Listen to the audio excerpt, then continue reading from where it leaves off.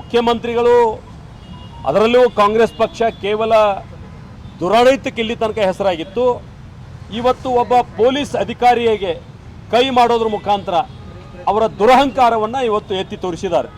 ಮುಖ್ಯಮಂತ್ರಿಗಳು ತಮ್ಮ ಸಂಯಮವನ್ನು ಕಳ್ಕೊಂಡಿದ್ದಾರೆ. ಹೀಗಾಗಿ ಈ ರೀತಿ ನಮ್ಮ ಕಾರ್ಯಕರ್ತರ ಮೇಲೆ ಹಲ್ಲೆ ಮಾಡ್ತಕ್ಕಂಥದ್ದು ಅಥವಾ ಅವ್ರ ಮೇಲೆ ಕೇಸ್ ಹಾಕ್ತಕ್ಕಂಥ ಒಂದು ಕ್ರಮ ಏನಿದೆ ಅತ್ಯಂತ ಖಂಡನೀಯವಾದಂಥದ್ದು. ಒಂದು ಸರ್ಕಾರವಾಗಿ ನೀವು ಕೇಂದ್ರ ಸರ್ಕಾರದ ವಿರುದ್ಧ ಪ್ರತಿಭಟನೆ ಮಾಡಲಿಕ್ಕೆ ನಿಮಗೆ ಹಕ್ಕಿದೆ.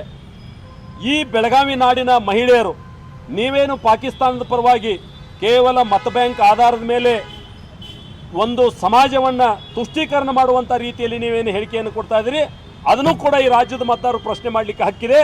ಅದನ್ನು ಬಂದ್ ಮಾಡ್ತಕ್ಕಂಥ ಶಕ್ತಿ ಕಾಂಗ್ರೆಸ್ಗೂ ಇಲ್ಲ, ನಿಮಗೂ ಇಲ್ಲ ಅಂತಕ್ಕಂಥದ್ದು ಇವತ್ತು ನಾವು ಹೇಳಬೇಕಾಗಿದೆ.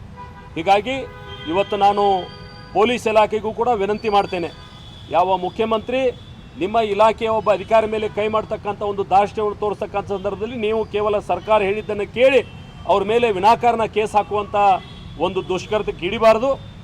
ನೀವು ಅವ್ರನ್ನ ತಕ್ಷಣ ಬಿಡುಗಡೆ ಮಾಡಬೇಕು. ಇದೇ ರೀತಿ ಮುಂದುವರೆದ್ರೆ ಬಹುಶಃ ನಾಳೆ ನಾವು ಒಂದು 10,000 ಮಹಿಳೆಯರನ್ನ ಕೂಡಿಸ್ಬೇಕಾಗ್ತದೆ. ಜನ ಬರ್ತಾರೆ, ಇದ್ರ ಪರವಾಗಿ ನಿಲ್ತಾರೆ, ಆ ಮಹಿಳೆಯರ ಪರವಾಗಿ ನಿಲ್ತಾರೆ ಅಂತಕ್ಕಂಥ ಒಂದು ಎಚ್ಚರಿಕೆಯನ್ನು ಕೂಡ ಇವತ್ತು ನಾವು ಹೇಳಬೇಕಾಗ್ತದೆ. ಈ ವಿಷಯ